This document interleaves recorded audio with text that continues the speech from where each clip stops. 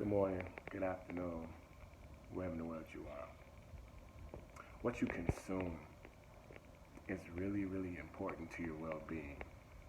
And most of us are not really paying much attention to the things that we consume, unless it's like something edible, like food or some type of drink. When it comes to that, then we think about what we consume. Like, you know, can't have that, can't have that much alcohol, or I'm gonna go on a just a juice diet. That word I'm gonna get to in a minute. Or I'm just only gonna eat fruits and vegetables for this couple of days. You know what I mean? Consume, but it also has to do with what you watch and what you hear. You watch a lot of violence, you hear a lot of violence. Your demeanor, your attitude can be prone to be a little violent. You know what I mean? It's things like that that happen that we don't necessarily pay that much attention to compared to things like I said, food. When you think about consumption, but consumption comes in all ways rather than just you eating or drinking. But that word diet is funny though, because I've heard another word, and I believe it's like Rastafarian culture. I could be wrong, but they don't even use the word diet. Instead, they use the word living, because they're not consuming things or switching up what they consume to die. They're consuming things to help them live and live better. And I never thought about it like that. It's a really interesting concept. But I also think that if we adopt that same type of concept, that same type of philosophy, it'll also add to us consuming better things to help us live. Now we have all kind of diets and stuff like that, and I understand people like to cut out different things, and that's fine. I think we put too much emphasis though on the cutting out instead of the consuming to help us grow. Like consume more, like if you're religious, you consume more religion, consume more reading of the word. You know what I mean? Whichever religion you choose to be in, you consume more positive energy from positive people. Surrounding yourself with better people who are inspiring, who are ambitious, who have drive, who have motivation, things like that. You know, consume better television. Consume better media, what I mean, as far as like what you watch on your phone, what I mean, on YouTube. Don't always go looking for fights. Go look for something motivational, go listen to Tony Robbins or Oprah or something like that. What you consume has so many different avenues.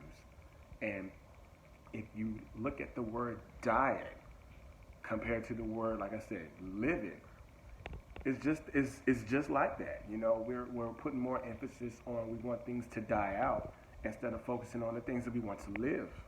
And it's really, really interesting. Like I said, it's something I'm exploring, and I really wanted to talk to you all about it. But what you consume comes in all different forms, all different aspects, and you have to monitor what it is you consume. No different than it is the type of food or drink that you are eating or drinking. If you know that this type of food is causing your body harm, then you're not going to eat that anymore. If you know that you're drinking too much alcohol, it's going to do this to your body, then you're not going to drink that much alcohol anymore. Too much emphasis on the cutting off. And I think that's just the society we live in now, because now everything's about cutting people off. I understand things have to be rid of sometimes. Some things have to die in order for some things to grow. We all know that concept. But I think we focus too much on the cutting off part, the dying part. Then we won't put more emphasis on the living because we're too busy focusing on what else do we need to cut out instead of what else do we need to add to live. It's really funny how words kind of play around like that, how they kind of really mean what they say, diet and then live it. I think it's something I have to change my terminology to so that it can help add to my living, instead of things dying out. Less emphasis on the dying and more emphasis on the living.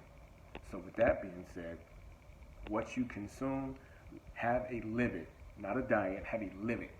Have things that you consume from this point on add to your living, add to your well-being.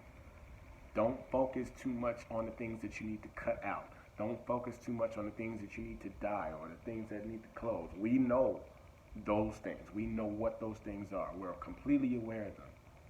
But the more energy we put toward that, the less energy we give things that need to help us, things that we need to consume to help us live, to help us elevate, to help us expand.